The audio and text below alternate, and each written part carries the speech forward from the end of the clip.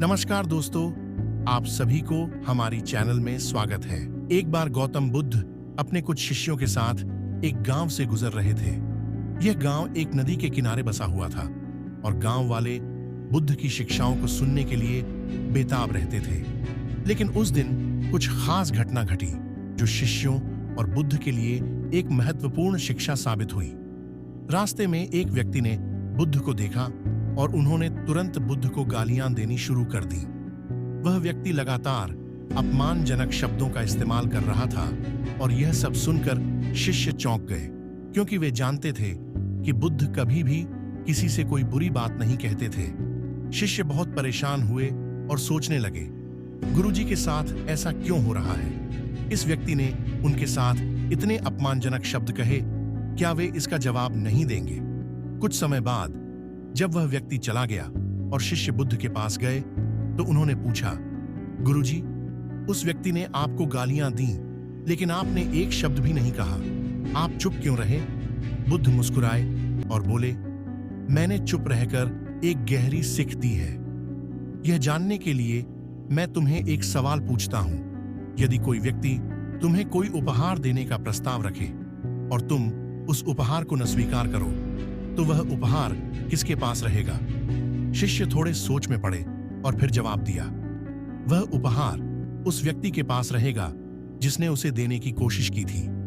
बुद्ध ने कहा, ठीक यही स्थिति उस व्यक्ति के शब्दों की है। जब वह मुझे गालियां दे रहा था तो मैंने उन्हें स्वीकार नहीं किया।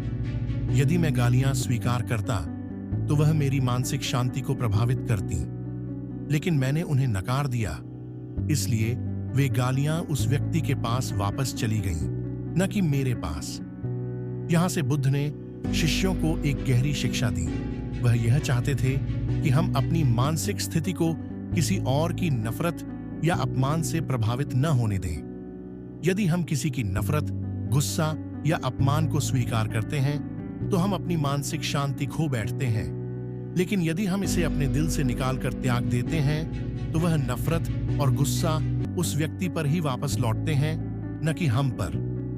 अहिंसा और मानसिक शांति, यह कहानी केवल एक घटना नहीं है, बल्कि यह जीवन के प्रति बुद्ध के दृष्टिकोण को प्रकट करती है। गौतम बुद्ध ने हमेशा यह सिखाया कि असली शांति तभी मिलती है जब हम अपनी मानसिक स्थिति को बाहरी घटनाओं से अप्रभावित रखते हैं। उनकी शिक्षाओं का मूल आधार अहिंसा और करुणा था, जिसका उद्देश्य था किसी भी स्थिति में हिंसा से बचना और शांतिपूर्ण तरीके से समस्याओं का समाधान करना।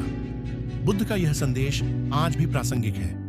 आजकल के जीवन में जब हम सोशल मीडिया या रोजमर्रा के जीवन में अपमान, नफरत और आलोचनाओं का सामना करते हैं तो यह कहानी हमें सिखाती है कि हमें इन चीजों से खुद को दूर रखना चाहिए। हमें यह समझना चाहिए कि जब कोई व्यक्ति हमें गाली देता है या हमें चोट पहुंचाने की कोशिश करता है तो असल में वह अपनी असंतोष और गुस्से को हमारे ऊपर थोपता है। हमें इसे नकारने की कला सीखनी चाहिए ताकि हम मानसिक शांति और आत्मविश्वास बनाए रख सकें। जीवन में धैर्य और संतुलन, गौतम बुद्ध ने हमेशा संतुलित और धैर्यपूर्ण जीवन जीने की आवश्यकता को बताया। उनका मानना था कि किसी भी परिस्थिति में मानसिक संतुलन बनाए रखना ही असली धैर्य है। उनका यह संदेश जीवन के सभी पहलुओं में लागू होता है, चाहे वह रिश्तों में हो, कामकाजी जीवन में हो या फिर व्यक्तिगत कठिनाइयों में। अगर हम किसी भी नकारात्मकता को अपने भीतर समाहित कर लें तो हम अपने आत्मिक और मानसिक विकास में रुकावट डालते हैं।